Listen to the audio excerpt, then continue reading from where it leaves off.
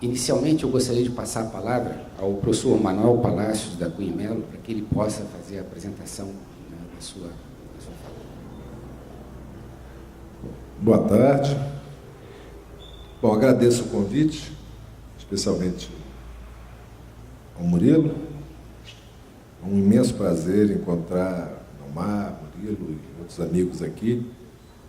E especialmente agradecer pela oportunidade de pensar, refletir sobre uma experiência que foi comum, uma experiência da qual participamos todos nós, e que revisitar essa experiência tem sempre algum elemento de prazer. Pensar sobre o que foi feito, pensar, enfim, quais são as forças que vêm movendo essa parte do mundo que nós frequentamos, que é a universidade pública. Pensei em comentar muito rapidamente o que foi a experiência do Reúne. Essa foi a natureza do convite, né? Eu estive na CESU durante o período em que o projeto foi elaborado e saí pouco depois da edição do Plano de Desenvolvimento da Educação, se não estou enganado, que a minha memória, além do mais, é péssima. E alguma coisa dessa experiência talvez possa ser útil àqueles que hoje estão à frente da experiência universitária. Bom, me pus a pergunta: que movimentos, que ideias, que interesses se encontraram em algum momento e deram origem ao projeto de expansão das universidades federais. E nessa minha reflexão, acho que não estou muito distante da realidade ao identificar ao menos dois principais movimentos, dois principais personagens, né? Não à toa reunidos no Reúne, a expansão e a reestruturação acadêmica, que são os dois componentes do Reúne. Em 2004, que é quando essa história começa, no primeiro ano do governo Lula, a expansão do sistema universitário ainda não havia entrado na agenda política. Eu acho que dois eventos talvez sinalizem bem a natureza do que viria a se desenvolver mais à frente. As primeiras demandas por criação de novos campi universitários são apresentadas ao MEC, não que antes não fossem apresentados, mas pela primeira vez elas foram efetivamente consideradas como possibilidades de investimento. E uma dessas demandas, também apresentada nos moldes tradicionais, o nosso município, a nossa região, quer um campus universitário, quer uma nova universidade, foi uma demanda de parlamentares vinculados à região do ABC que queriam uma universidade naquela região.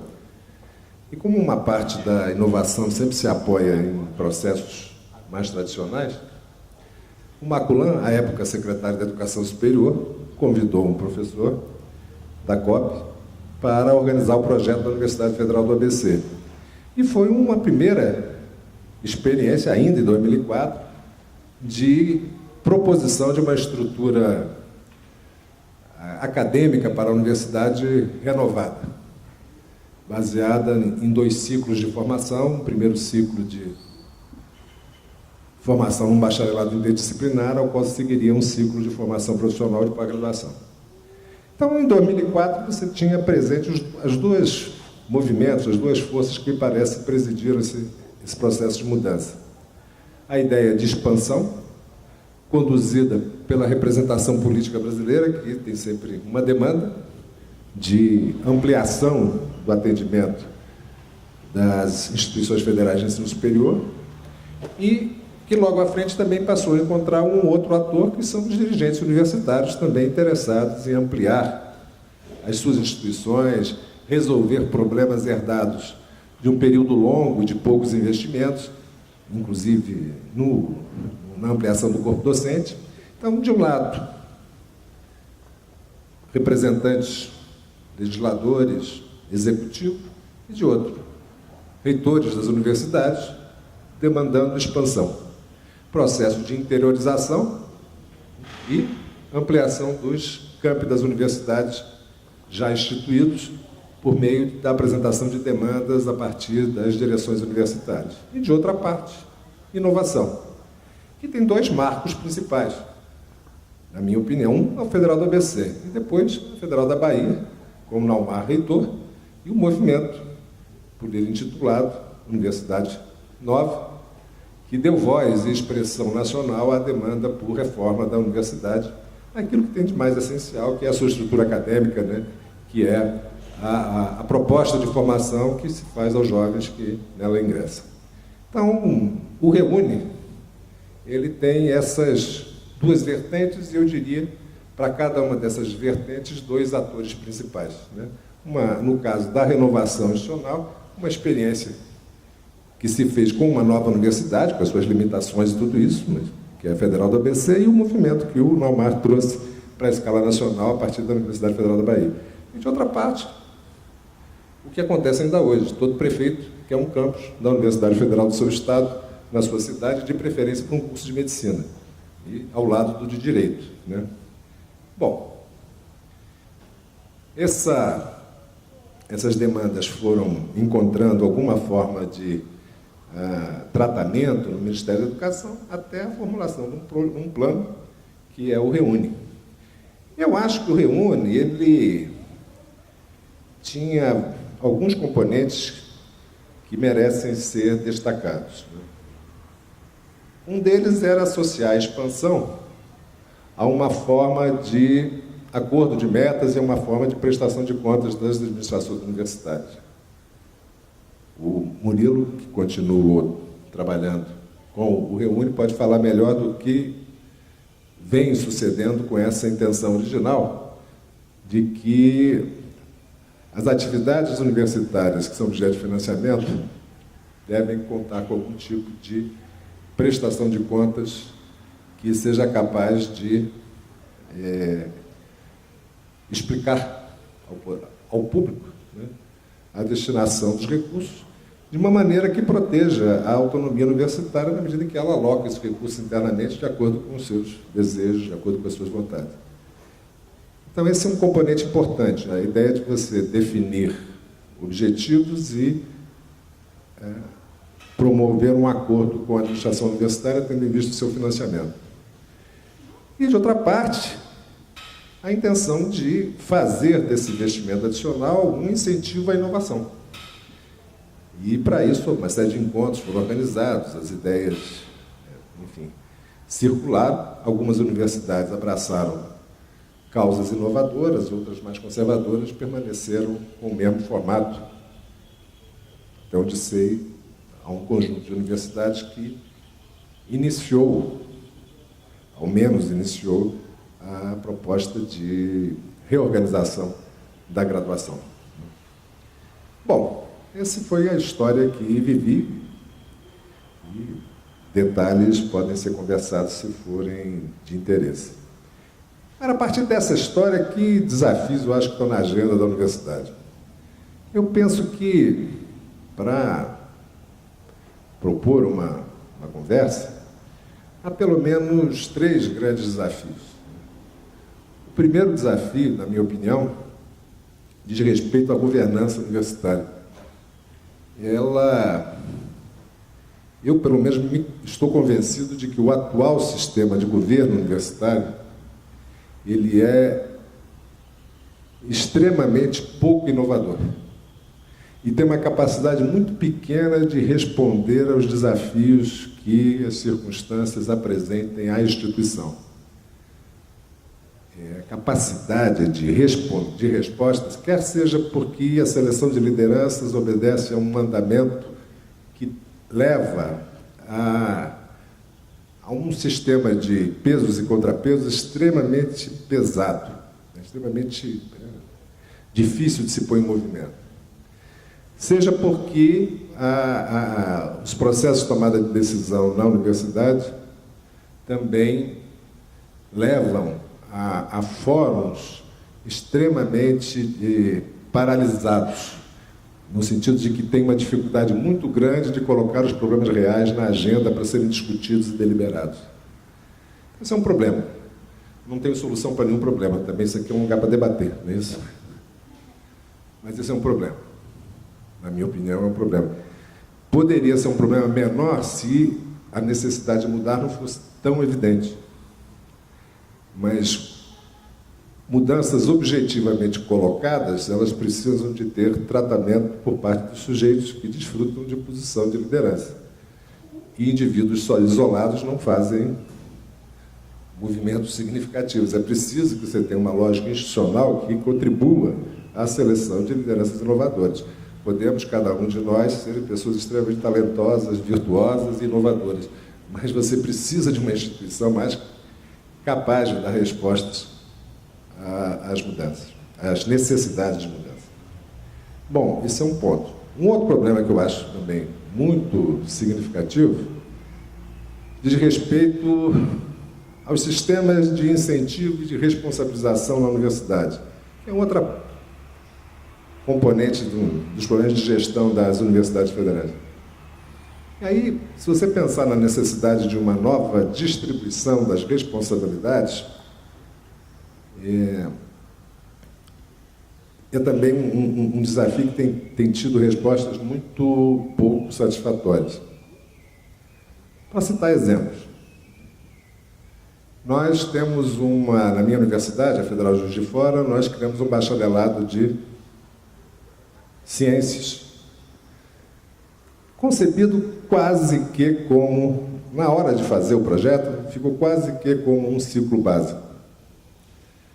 Muito engessado.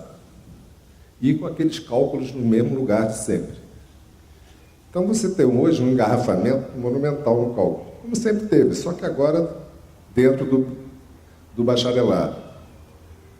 Quando eu digo que é preciso uma distribuição das responsabilidades, é porque a cultura da área é de que isso não é responsabilidade dos professores, né? Isso é responsabilidade dos estudantes. É preciso também se pensar qual é o sistema de incentivos, de responsabilização que deve ser usado para definir qual é a responsabilidade dos professores. Mas também você pode olhar do outro lado. O bacharelado de artes, por sua vez, recebe estudantes. Como é um bacharelado novo, a área de artes da minha universidade tinha 30 alunos por ano, agora tem 300. Então, e o corpo docente é totalmente novo. Mas aí eles chegam num bacharelado e querem encontrar um cursinho arrumado. Mas o curso não é assim. O bacharelado de artes é livre. Você tem uma liberdade de escolha muito grande para construir um itinerário. No final da linha, você não tem aquelas profissões todas arrumadinhas, né? Então, também, qual é? Aí você tem a demanda oposta, para estudantes que detestam a liberdade, certo? Que chegam e digam o seguinte, olha, eu não quero ter essa responsabilidade de fazer as minhas escolhas. Eu quero saber o que eu tenho que fazer no primeiro período, no segundo período, no terceiro período.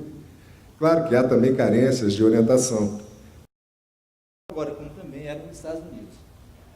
Bom, formação em Física na Universidade de Bolonha, na Faculdade de Letras e Filosofia, é uma laurea triennale, quer dizer, de 3 anos, que depois dessa laurea que o aluno entra na laurea especialística, que é o Master, 2 anos, ou faz o doutorado de pesquisa em Física. E faz, porque não é um ou outro.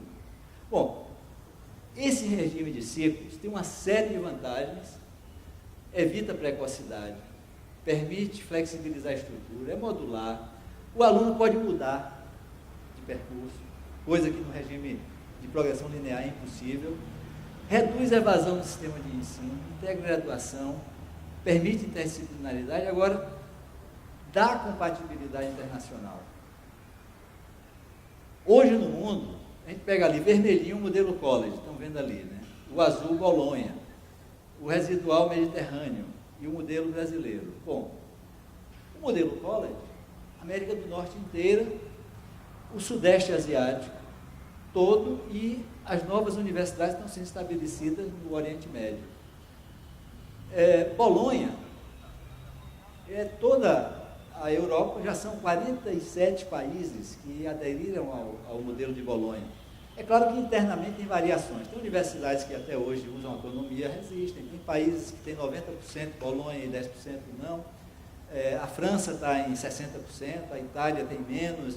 Tem suas variações, tanto que eles adiaram. Mas, formalmente, esses países, são 48 países, 48 ou 47, que aderiram à Bolonha. O modelo que a gente chama residual mediterrâneo é aquele modelo sem números clausos, que copia o que era na Espanha e na Itália, no século XIX. Uruguai, Argentina, Colômbia, mantém esse modelo residual mediterrâneo. Se algum de vocês se interessar, eu falo um pouco sobre isso. Agora, o modelo brasileiro só tem no Brasil, no Paraguai e na Bolívia. Sendo que no Paraguai e na Bolívia é ocupado por alunos brasileiros que vão para fazer cursos e depois tem uma certa dificuldade de reconhecimento de crédito. Bom, aí, no Brasil, o que o Manuel começou a conversar, o regime de ciclo de formação já foi introduzido historicamente em alguns momentos, mas atualmente ele é retomado. E aí, Manuel, é a estatística, ou pelo menos o quadro em 2012. Essas são as universidades que já têm regime de ciclos. Sendo que exclusivo regime de ciclos é a Federal do ABC e a Federal do Oeste do Pará. Né? Essas outras todas têm a convivência do regime de ciclos com o modelo linear. Né? Sendo que tem uma diversidade de denominações e já tem um referencial curricular aprovado pelo Conselho Nacional de Educação. Então, esses programas são totalmente legais e reconhecidos. A primeira onda de avaliação está sendo feita do BI em Artes, em seguida de Humanidades, e aí vai o conjunto dos outros. Unicamp é o Profis, é o Programa de Formação Interdisciplinar.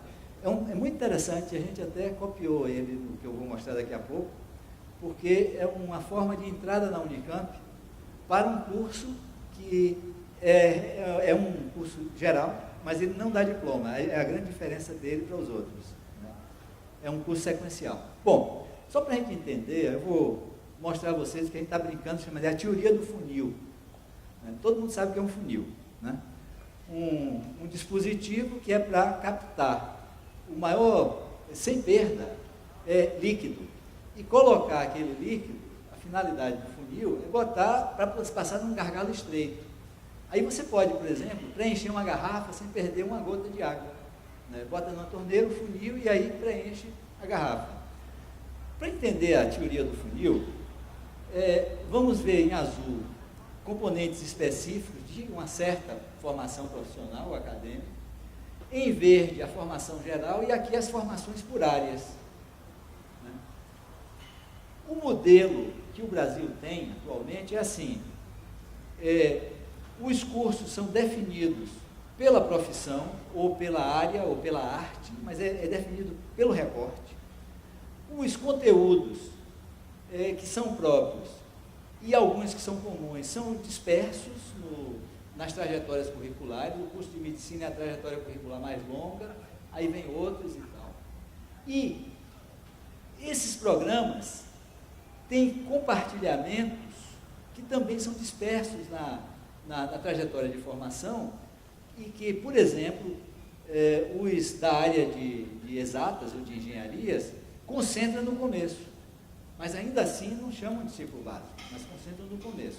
Mas os outros não fazem isso. Então, o que acontece é que um processo de formação, por exemplo, representando aí essa trajetória, os sujeitos, para entrar nesse processo de formação, ele tem que entrar no começo do processo e prosseguir por o que a gente está brincando, dizendo que é um funil invertido.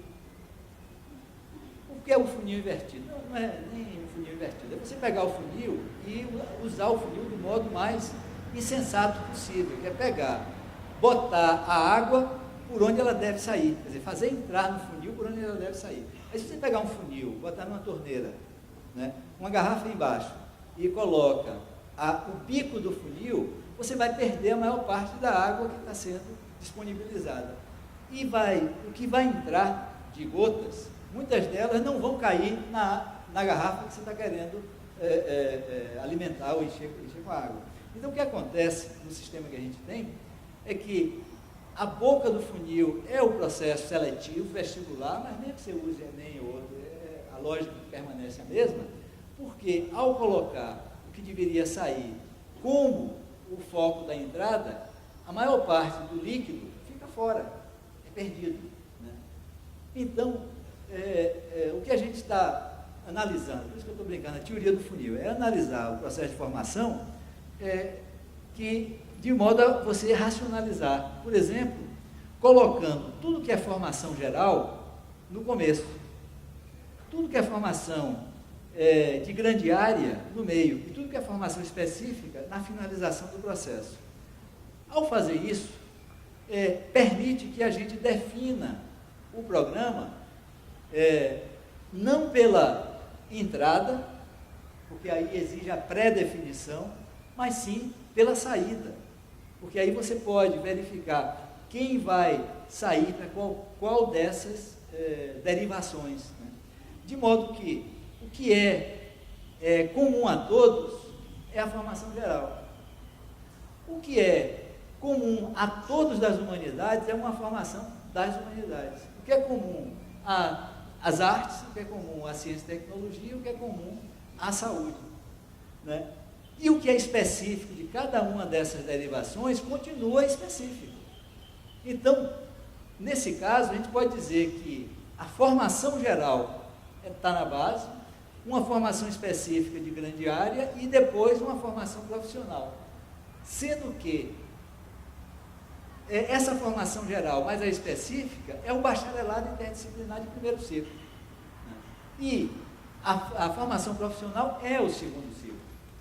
Quer dizer, isso é tão racional que não é à toa que eu mostrei que a maior parte do mundo está usando esse modelo. E aí, por exemplo, pega o curso de Direito, que no formato tradicional tem o vestibular, o tal funil invertido, né? Nesse modelo, em vez desse sistema que é muito irracional de formação de sujeitos, todos os alunos que vão fazer direito, eles têm que fazer uma formação geral, junto com os outros. Eles têm que fazer uma formação em humanidades, porque direito é ciências humanas e sociais aplicadas. E, para o curso de direito, é uma proporção dos sujeitos. E aí a gente pode fazer com que esse conjunto de sujeitos que estão aqui, possíveis de fazerem direito, entram no funil do modo certo do funil, quer dizer, na maneira correta do funil, para captar mais sujeitos. Só que, na prática, o que pode ser feito e é feito nas universidades são várias alternativas de funil, de maneira que os sujeitos não são obrigados todos a entrar no funil do direito, ou a entrar no funil do direito não precisa sair pelo funil, pelo bico do funil de direito. Então, essa é a lógica do bacharelado interdisciplinar. Essa é a definição dele, grandes áreas, onde a formação geral é comum a todos. As formações específicas, aí já começa a ter uma derivação de sujeitos. As áreas de concentração correspondem aos majors, onde a formação se dá nas unidades universitárias. Isso aqui é um modelo que a gente tem na Bahia. Os outros são diferentes. Tem formação geral, o eixo linguagem, línguas, um eixo interdisciplinar e um eixo integrador. Onde, se o aluno entra nas ciências e tecnologia, ele é obrigado a fazer cursos em artes e humanidades. Se entra nas humanidades, é obrigado a fazer em artes e ciências. Se entra nas artes, humanidades e ciências. Quer dizer, uma indução a uma exposição mais ampla. E o segundo bloco é a formação específica, é aquilo que Anísio Teixeira falava o tempo inteiro, da orientação acadêmica, quer dizer, a universidade ser o lugar da orientação dos sujeitos no processo formativo. Conteúdo de formação geral, vou passar rápido, os eixos, graficamente mostrando, né? O primeiro ano só tem 2 componentes obrigatórios, os outros todos fazem parte de construções opcionais. Aí, por exemplo, em 2012, a nossa universidade abriu 1.600, pouco mais de 1.600 vagas, com essa distribuição, só que em 2015 esses alunos puderam entrar nesses cursos, mas eles puderam mudar no percurso. E a escolha não é definida na entrada, é definida na saída, né? Aí a gente implantou isso, o Instituto de Humanidades, Artes e Ciências, o nome professor Milton Santos, é um prédio lá, Murilo participou, conhece, então tem muita... eu vou passar rápido aqui, porque aí a parte mais física. Tem muita tecnologia, se investiu bastante em apoio tecnológico. As fotos não estão muito boas, não? Centros de estudos multidisciplinares e tal. Bom, de novo? Ou eu estou voltando? Não, está avançando. O perfil desse programa é mais a população do Estado, então a questão mesmo das cotas é muito facilitada. Os alunos têm uma participação muito grande na própria condução, na gestão. Os alunos de uma turma, eles fazem a matrícula do aluno da turma que vem, porque fazer matrícula nesse processo não é um prato feito, é uma negociação e muita informação tem que circular. O professor não sabe o que é a cabeça do par, de quem está nesse processo, né? Eu não vou, só estou mostrando aqui, aí são os alunos fazendo festas, assembleias e etc e tal, aí são as lideranças estudantis que a gente falava. Isso aqui eu quero chamar a atenção. Quando a gente teve a primeira turma, depois confirmou na segunda, a gente descobriu, vocês estão notando assim uns perfis diferentes, né? Ó, 1/3 dos alunos não são alunos entrando, digamos, na vida juvenil, ou saindo da adolescência, e sim pessoas que foram para a universidade depois de ter carreira, estão aposentados, que estão buscando da universidade o que não obtiveram na formação tradicional, né? São sujeitos que eles não querem fazer o segundo ciclo. O primeiro ciclo já vai supri-los do que... É muito interessante que eles estão nas mesmas salas de aula, a terceira idade com a primeira idade e tal. Bom, 1/3.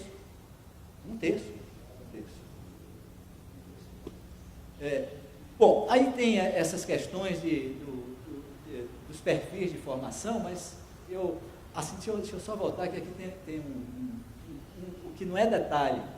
O problema não é essa inovação toda. O que a gente está avaliando é que o problema político é a questão da escala disso. Toda a discussão que a gente tem feito, assim, da educação universitária, assim, ideal e tal, e que eu acho que, de certa maneira, esses exemplos históricos que temos, eles não lidaram com a questão da massificação, que é uma demanda social contemporânea. O UNB não foi criada para ser uma universidade de massa. O DF não foi criada para ser uma universidade de massa. É claro que tinha aquela ideia libertária, mas o desenho não foi um desenho para essa gestão massificada. Aí o que a gente está...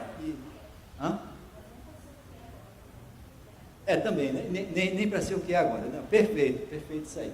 Bom, então, nesse momento é a terceira parte, eu espero em 10, 15 minutos finalizar, para a gente debater mais. A gente está querendo radicalizar regime de ciclos e bacharelado interdisciplinar com uma oportunidade de construção de uma nova instituição, que é isso que o pessoal que me apresentou mencionou, que passar dos experimentos ao modelo e modelar de um modo mais radical a questão curricular nessa instituição, que é essa que eu estou coordenando o processo de implantação, né? Fica no sul da Bahia. As sedes são 3, Itabuna, Porto Seguro e Teixeira de Freitas. Nesse sul da Bahia, 48 municípios nessa região, 1,5 milhão de habitantes. A ideia é começar em todas. É em todas. E quando eu acabar de mostrar aqui, você vai se assustar talvez um pouco com o delírio possível de estar contido no modelo. É uma região que ela não é uma região pobre, mas exibe os piores indicadores educacionais do Estado. Tem uma população escolar pré-universitária em torno de 400 mil habitantes. Agora vejam o massacre que ocorre. Em azul é a matrícula total por município no ensino fundamental. Notem que a sobrevivência do fundamental para o médio é mínima. É como se de cada 100 que entram, né, 20 não chegam. Agora, imaginem que nem todos os que estão na faixa etária entram, mas dos que entram para o ensino fundamental, para o ensino médio, é esse massacre que ocorre. E depois para a universidade outra. A matriz conceitual. Hoje de manhã tinha uma pessoa participando aqui, o Fábio, né, ele levantou a questão da Universidade Popular. Anísio Teixeira tem muitos escritos sobre a Universidade Popular. E ele usa a expressão Universidade Popular para uma ideia que depois ele não usa, porque o modelo que terminou sendo da UNB não foi esse que ele preconizava na década de 50, entre 55 e 60, é quando ele concentra os escritos sobre a Universidade Popular. É claro, Milton Santos, Boaventura, etc. Aí que já estão os mais contemporâneos, né? Aqui são os que são mais anteriores, aqui os mais contemporâneos. Bom, aí qual é a proposta? É diversificar o primeiro ciclo, não ser só BI. Ter o curso superior tecnológico e licenciaturas interdisciplinares. Eu já explico. Quer dizer, não vai ser só BI mais LI. Segundo ciclo, terceiro, com algumas novidades. Bom, o regime de ciclos. A entrada é em SISU para o BI de 3 anos. Diploma-se, passa-se para a formação profissional e daí a pós-graduação, podendo, em certas áreas, o aluno ir direto do BI para a pós-graduação. Aí aqui começa a complicar, ou melhor, a diversificar, a gente ter um pouco mais de viagem, que em vez de ser a entrada exclusiva pelo Enem SISU para o BI, a gente vai incluir uma entrada por algo que Anísio Teixeira batizou de colégio universitário, que é diretamente no Enem, e eu já explico o que é o colégio universitário, dá a possibilidade aos alunos da rede pública dos municípios de entrar na instituição sem sair de onde mora. Quer dizer, mantendo sua referência cultural específica. E nesse modelo, ter 2 saídas do primeiro ciclo, além do BI. Aí se tornam 3 saídas. A opção da saída pela formação tecnológica ou pela licenciatura interdisciplinar. O que é o colégio universitário? São centros municipais de cultura e tecnologia, integrados em rede. Lembrem que no tempo de Anísio Teixeira e Darcy Ribeiro não tinha internet. Né? Tá. Os municípios de mais de 20 mil habitantes, a uma certa distância de cada sede, ganham esses centros municipais. Ou periferias urbanas com concentração de egressos do ensino médio público. E quilombos, assentamentos e aldeias indígenas, onde haja possibilidade de conexão digital. Funcionando esses colégios universitários em instalações da rede estadual de ensino médio. São programas de até 1.200 horas, o BI é 2.400 horas. Isso aí equivale a metade do BI. Advertência, não é colégio de aplicação, porque alguns colégios de aplicação no Brasil se chamaram de colégios universitários. Alguns desses são colégio universitário de universidade tal. Não é ensino médio, já é ensino superior, mas é aquela formação geral do BI que eu mostrei nesse instante. Curso sequencial equivale à formação geral. Agora, os critérios de avaliação são rigorosamente os mesmos do BI. E o motivo disso é simples, é que como o coeficiente de rendimento é critério de progressão para segundo ciclo, esse sistema obrigatoriamente vai dar ao aluno do mais remoto colégio universitário os mesmos dispositivos de avaliação que aqueles que estão frequentando o BI nas séries. presencialmente, as equipes, em rodízio, vão aos sábados supervisionar essa rede e aplicar os instrumentos de avaliação. É uma região que usa muito o sábado, é o dia mais vivo da semana. Aí é o depoimento de Anísio Teixeira, em 1952, descrevendo o que é o colégio universitário. A UNE se influencia muito fortemente e introduz a criação dos colégios universitários como um dos itens do substitutivo da Lei de Diretrizes e Bases. E veja que fantástico, fantástica citação crítica do sistema de vestibular, muito atual, se aplica hoje também. E veja uma descrição do que é o colégio universitário. A questão da visão geral das profissões, dentro de uma perspectiva mundial brasileira, permitindo escolha, não para projeto pessoal, mas sim com um projeto coletivo, o que a universidade não faz. No mundo não é novidade.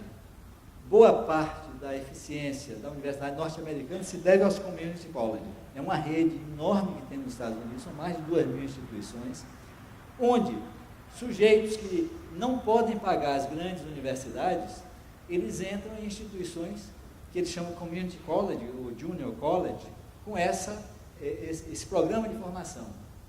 Esse é o modelo da Califórnia. Aqui os nomes vocês não vão ler, mas aqui é a lista dos community college que tem a Califórnia. São quase 3 milhões de alunos, em 112 colégios universitários, que drenam alunos para o sistema famoso, o sistema da UC, UCLA, UC Berkeley, UC SF, São Francisco, UC San Diego e tal. No Canadá também existe, são chamados CEGEP, são os colégios de ensino geral profissional. O diploma é chamado DEC, só no Quebec são quase 100, e é requisito para entrada nas universidades públicas. Bom, então, o primeiro ciclo na Universidade Federal do Sul da Bahia é uma entrada alternativa, sendo essa aqui, vou repetir, exclusiva para alunos da rede pública de ensino médio do município. E essa aqui é competição geral, nacional, onde o aluno pode ter 2 saídas: formação tecnológica em blocos de formação, nesse caso em convênio com os Institutos Federais de Educação. Os IFES que já atuam na região, eles estão juntos nesse projeto, estão inclusive participando na construção do projeto. Agora, além da saída tecnológica, a saída pela licenciatura. Então é possível, inclusive usando o mesmo formato de educação metapresencial, o aluno, em vez de sair pelo BI, ele sai pela licenciatura, preenchendo todos os requisitos que a LDB determina e tal. Só que com uma reconfiguração da definição, que nesse caso é interdisciplinar, que são as 4 áreas do Enem, e que o MEC já definiu agora, que é a maneira como a reestruturação curricular do ensino médio vai proceder. Só que ainda o sistema de formação docente não está preparado para esse recorte. Nesse caso, a instituição já começa acolhendo o novo recorte, né? Agora, tem aqui uma sugestão que a gente está querendo também abrir em artes e suas tecnologias, que isso não está previsto no Enem. Bom, se o aluno entrou no BI, colégio universitário ou não, escolhe qualquer uma, escolhe a saída, quer dizer, não escolheu nem a saída tecnológica, nem a saída da licenciatura, e faz a área de concentração. As áreas de concentração antecipam componentes curriculares dos cursos profissionais. Por exemplo, estudos jurídicos para direito, estudo da saúde, doença e cuidado para medicina e enfermagem, subjetividade e comportamento humano para psicologia. Então, a estrutura fica completa. Agora, aí tem talvez uma outra inovação, que é qualquer um dessas três saídas é primeiro ciclo. Aí, por exemplo, a licenciatura passa a ser primeiro ciclo. Então, em vez de ser esse grande falso desafio, que era agora, como é que faz para que sujeitos que têm uma boa formação em matemática, que fazem engenharia, sejam habilitados a ensinar? A solução que se dá agora é 600 horas a mais em uma formação complementar, que nenhum engenheiro quer fazer. Ou, como é que faz para um advogado ensinar no interior história? Né? É essa formação complementar. Nenhum advogado vai querer fazer essa formação complementar. Nesse modelo você inverte. Em vez da formação na docência ser complementar, ela passa a ser prévia à formação profissional. Então, uma parte importante dos que entrarem no primeiro ciclo terão como saída a licenciatura interdisciplinar em primeiro ciclo, que lhes habilitará a formação profissional seguinte. As engenharias são redefinidas, eu não vou entrar em detalhes, mas aqui é para que a gente possa fazer mudanças de curso dentro. Quer dizer, um ano, o curso de geoengenharia pode ser oceânico, no outro solo, no outro geológico, sem maior dificuldade. Aí completa com a pós-graduação, e aqui tem uma novidade. Notem que até a expressão gráfica a maior parte da pós-graduação é mestrado profissional, sendo que o mestrado acadêmico só existirá com condução ou passagem ou transição para o doutorado. E mais uma novidade no mestrado profissional, ele é todo em prática, usando o modelo da residência média, mas aí é residência jurídica, residência ambiental, residência empresarial, residência em gestão social, de maneira que esse programa de pós-graduação, ele será inclusive um captador de fundos para a instituição. Aí a estrutura organizacional, os 3 níveis, os colégios universitários, os institutos de humanidades, artes e ciências e os centros de formação profissional e acadêmica. E esse é o módulo acadêmico administrativo básico. Rede de colégios universitários, coordenados pelo Instituto de Humanidades, Artes e Ciências, que por sua vez tem interface com os centros de formação. Em Itabuna vai ter o de Ciência, Tecnologia e Informação, o Centro de Formação, o Centro de Formação em Comunicação e Artes, o IAC, aqui é a sigla que a gente chama em Salvador, o IAC Milton Santos, que eu mostrei a vocês nesse instante. Lá vai ser o IAC Jorge Amado, mais a sua rede CUNE. Em Porto, Ciências Humanas e Sociais e Ambientais, o IAC Sosígenes Costa, mais a rede CUNE, e em Teixeira, o Centro de Formação em Ciências da Saúde. Tudo isso conectado pelo backbone da RNP. Esse é o backbone que já está em implantação, porque, por sorte, a BR-101 cruza essa região.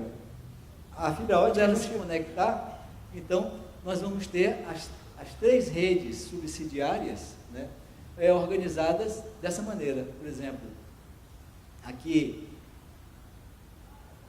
em Itabuna, o IAC Jorge Amado, centralizando, coordenando e avaliando essa rede de colégios universitários nos municípios, que tem uma produção de egresso do ensino médio suficiente para justificar a descentralização, né, articulada com o centro de Porto Seguro e o de Teixeira, em que cada um tem sua rede de colégios universitários.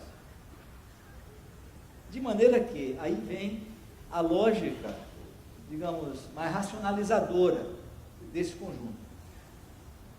Toda a produção de conteúdos, aulas, apresentações, laboratórios, que vai ocorrer em qualquer um dos 3 centros, é disponível para qualquer aluno na rede, em tempo real ou armazenado, né? De maneira que o aluno que está aqui em Mucuri, que pretende fazer engenharia e tem competência, habilidade, aptidão, vocação, motivação, portanto, ele entra na universidade sem sair de Mucuri, no colégio universitário. Se ele quer fazer engenharia, ele tem que fazer o BI em Ciência e Tecnologia, que ele faz em Teixeira de Freitas, distante 40 quilômetros. Em Teixeira de Freitas, ele conclui. Se ele tiver aproveitamento suficiente para ser selecionado para o curso de engenharia, ele vai fazer em Itabuna somente 2 anos. O aluno numa situação equivalente, em Itacaré, no extremo norte da região, que quer fazer medicina, entra na universidade sem sair de onde mora, continua em Itacaré, 1 ano, 1 ano e meio, faz sua formação geral, vem para Itabuna. Em Itabuna ele faz o BI de saúde, que é o requisito para entrar na medicina. E só vem para Teixeira de Freitas cumprir 4 anos para a parte que é específica e somente quem está fazendo saúde, medicina vai fazer. Então essa é a lógica.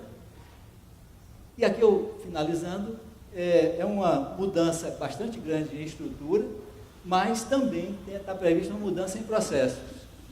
E o projeto pedagógico, claro, ninguém vai abandonar a pedagogia programada, a pedagogia convencional.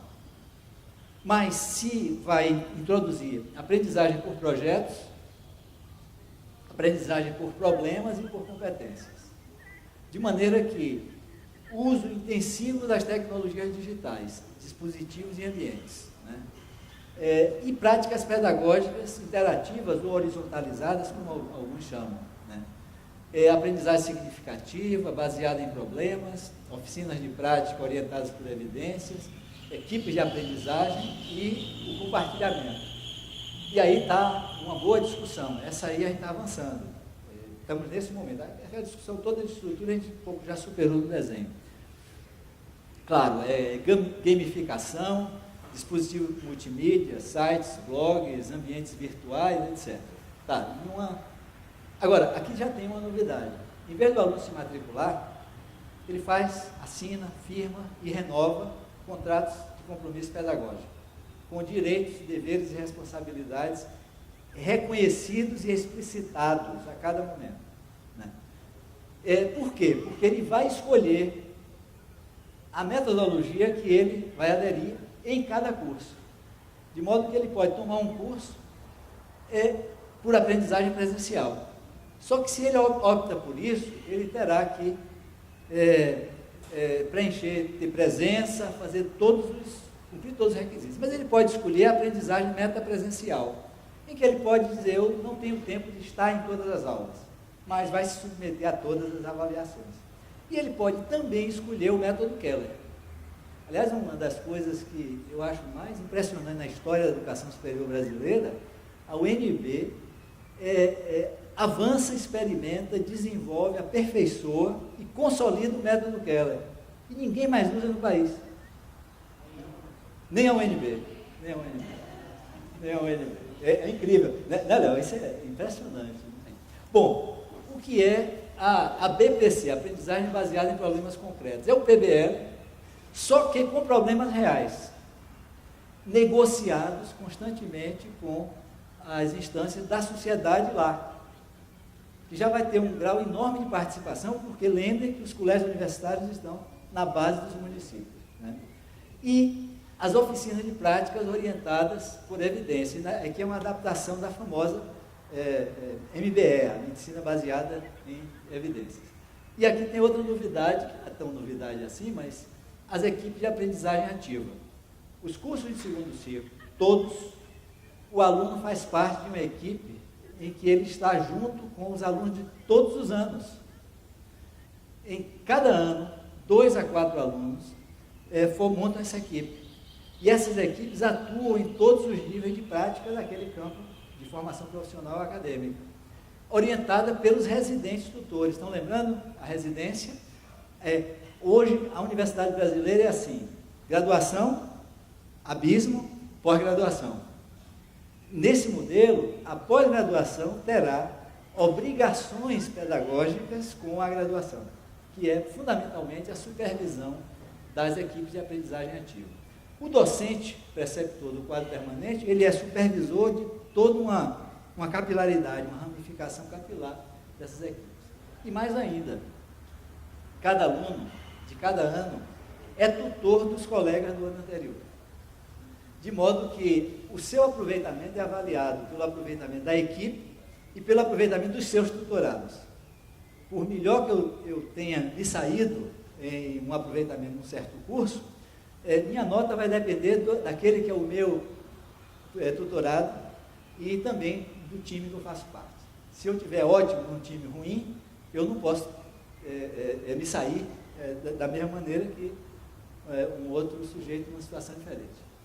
Bom, aí eu tinha um exemplo para mostrar, mas eu tirei dos slides, porque acho que toda essa discussão que a gente está fazendo aqui tem a ver com superar esses ciclos perversos da educação. A situação brasileira atual, eu acho que a gente tem que dizer isso com todas as letras. É uma minoria social que tem incentivos fiscais muito fortes para tudo, né? Tem acesso a um ensino médio privado de melhor qualidade, que muita gente fica dizendo assim, mas eles pagam. Não pagam. O Estado subsidia com renúncia tributária, e subsidia pesadamente com renúncia tributária. Isso permite que essa minoria consiga entrar na universidade pública, que é de melhor qualidade, e o ensino é gratuito, mas ela não é grátis, porque alguém paga por ela, é o Estado brasileiro que paga por ela. O sucesso nessa instituição garante maior renda, empregabilidade, capital político, valor social, que fecha o ciclo e faz com que essa minoria continue, de alguma forma, fazendo parte dessa reprodução dominante. Agora, alguém tem que pagar por isso, e quem paga é a maioria pobre que financia o Estado, que tem acesso a ensino público de baixa qualidade, no nível médio, e entra no ensino superior de menor qualidade pago, que, por sua vez, por mais sucesso que obtenha nesse nível, terá menor renda, será mais vulnerável ao desemprego e mais exclusão social que esse outro grupo, que, portanto, reforça o ciclo de reprodução dominada. 2 paliativos entraram em ação na conjuntura brasileira recente. ProUni, aqui, e, nesse caso também, o sistema de cotas é aqui. Mas são paliativos. A estrutura persiste. Os 2 ciclos de perversos da educação, eles continuam, na minha opinião, aliás, alimentados por esses paliativos, porque evitam que a ruptura seja atingida nesse sistema. E aí é uma citação do Gregório, que a educação superior não existe somente para conceder uma trilha pavimentada em ouro para as elites das nações. Eu acho que isso é o que Anísio Teixeira assinaria aí embaixo com muita força, né? E aí eu encontrei, agora já estou finalizando, nesse documento, no plano orientador, na apresentação que o presidente João Goulart concede e é publicado na introdução, né, um texto que foi evidentemente rascunhado ou minutado por Darcy Ribeiro, né? E diz assim: a missão da Universidade de Brasília, esta universidade nova que hoje se institui, planejada à luz da experiência nacional e internacional, voltada para o cultivo da ciência e da técnica, comprometida com o estudo e a procura de soluções para os problemas que afligem nosso povo. Está escrito que é a missão da UNB. Aí eu encontrei também o livro, realmente um grafismo maravilhoso daquele seminário que a gente fez aqui em 2007, né? Eu acho que a UNB, tendo o DNA a ser uma universidade nova, aí isso aqui era o título que eu faria, que eu pensei em introduzir, era Universidade Nova há 500 anos, a questão há 50, né? Universidade Nova há 50 anos, quer dizer, continua? A pergunta é exatamente essa. Então foi isso, eu passei do tempo certamente, mas acho que vale a pena debater.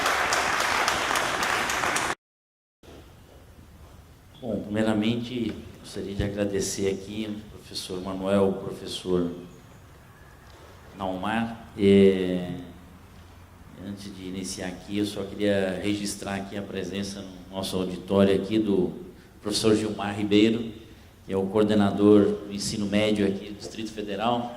Pôde aproveitar muito a apresentação aqui do professor Naumar. Agradecer a presença de todos aqui, nossos colegas, a professora Shirleide aí, que eu vi aí. Bom, tenho aqui uma missão de chutar a bola para frente. Eu acho que seguramente todo mundo aqui tem uma questão a formular, né, dado a provocação aqui apresentada pelo professor Naumar. Mas eu, cumprindo aqui o ritual aqui, que nós da coordenação nos pautamos aqui, eu queria ressaltar algumas coisas que, de alguma forma, o professor Manuel identificou, encontro algumas ressonâncias e respostas dadas aqui pelo professor Naumar. Em primeiro lugar, eu acho que o professor Manuel conta aqui toda uma experiência que vivenciou num momento bastante rico, né, de demandas que chegavam para o Ministério da Educação, de criação de universidades, que acabaram se materializando no âmbito do Congresso Nacional, em acordos políticos aí, e que culminou com essa expansão recente que nós tivemos na universidade. No entanto, eu acho que ele traz aqui questões extremamente importantes para nós. Primeiro, a dimensão, eu acho que da governança universitária, e que aí, de fato, nós em algum momento poderíamos discutir se as ideias extremamente inovadoras que nós tivemos com o Anísio, desde a UDF, com a UNB, e essas que estão sendo agora apresentadas ou retomadas aqui pelo professor Naumar, vencem essas estruturas. Diria assim, que num primeiro momento a dimensão da governança universitária, que eu trataria basicamente, eu acho que o professor Manuel se referiu a isso, não no aspecto interno da universidade, todo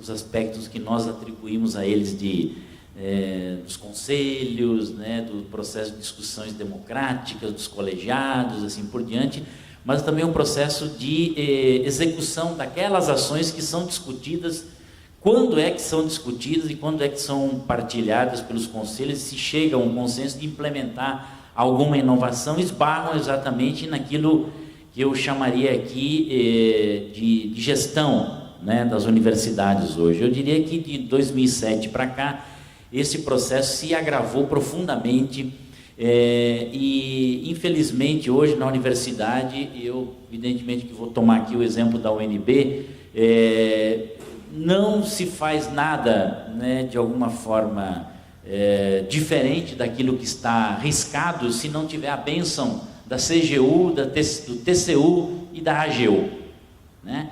Então, o artigo 208 da Constituição, que determina a autonomia da universidade, e se é que nós tivemos em algum momento isso, retirou completamente esse papel. O que nós assistimos foi um empoderamento desses órgãos gestores, né, que tem assim, extrapolado os seus limites. E, em alguns casos, quando não consegue impor aquilo que é o seu ponto de vista sobre a universidade, vazam os seus relatórios para a imprensa, né, sem nenhuma responsabilidade. Fizeram isso aqui na UNB e estão fazendo isso agora na UFRJ. Que matéria de domingo passado, no Fantástico, foi suspendida pela morte do ator, mas deve voltar nessa semana, uma questão muito presente que esteve aqui no passado.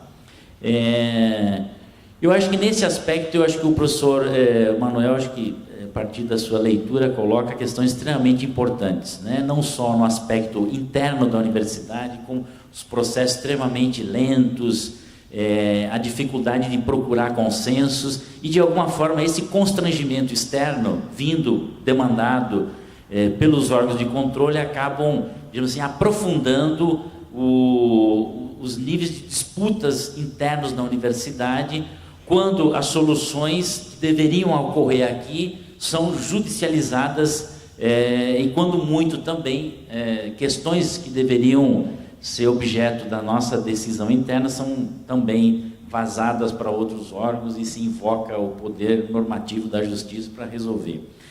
No que se refere ao sistema de responsabilização, eu acho que esse é um aspecto que está muito presente em várias falas, já desde a origem do professor Manuel, quando esteve à frente da CESU, e que, de alguma forma, o professor Naumar aqui nos apresenta uma ideia muito interessante, né? De como aproximar a universidade das demandas imediatas da sociedade, né?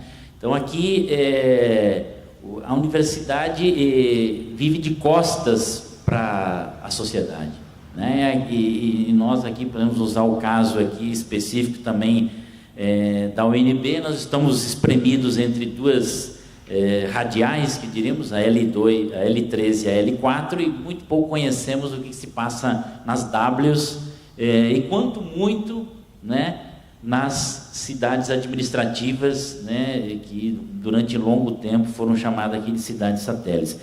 Então, não há um compromisso, e evidentemente que eu me somo a essa observação, dos atores sociais aqui envolvidos, que fazem o dia a dia da universidade, né, tanto nós, professores, como os nossos alunos, e que, sem dúvida nenhuma, há que se buscar um processo de responsabilização. Afinal de contas, qual o compromisso aí estabelecido com um projeto de nação, né? Se a universidade tem um papel de difundir o conhecimento, debater os problemas, de devolver isso para a sociedade, como que nós podemos estruturar esse mecanismo? Eu acho que aí o professor Naumar, eu acho que traz aqui uma discussão muito interessante de uma região, de um estado onde houve uma expansão do ensino superior, como através dos mecanismos aí existentes aproxima-se de uma rede de escolas de educação básica, e como essa rede se conecta com esse sistema superior de educação, e como também esse sistema superior responde a essas demandas colocadas lá naquela comunidade. Por último, eu acho que, tomando aqui a apresentação do professor Manuel, a dimensão da reestruturação acadêmica.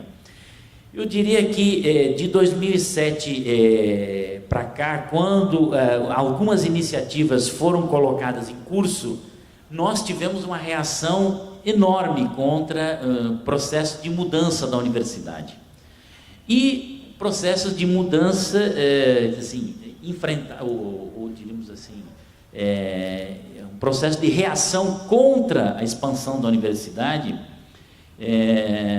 realizado por quem estava aqui na universidade, e muitas das vezes quem se beneficiou ou estava se beneficiando de um tênue ainda projeto de expansão. E aí coloco novamente que, e eu observo com muita tristeza que as nossas faculdades de educação, da onde eu fui oriundo, foi uma espécie de germe dessa reação, né? E em muitos locais nós encontramos realmente que o motor da reação contra a expansão da universidade, aí nominada no aspecto do Reúne, citado aqui, encontrou tamanha ressonância entre os educadores. E não é à toa isso. Eu acho que isso mexeu, né, com um status quo estabelecido, e não consigo entender, até hoje eu não consigo entender esse processo de por que as faculdades de educação reagiram tão, digamos assim, bruscamente, ou enfrentaram tanto esse processo de expansão. Por outro lado, esse modelo, né, que acabou assumindo em muitos dos locais, né,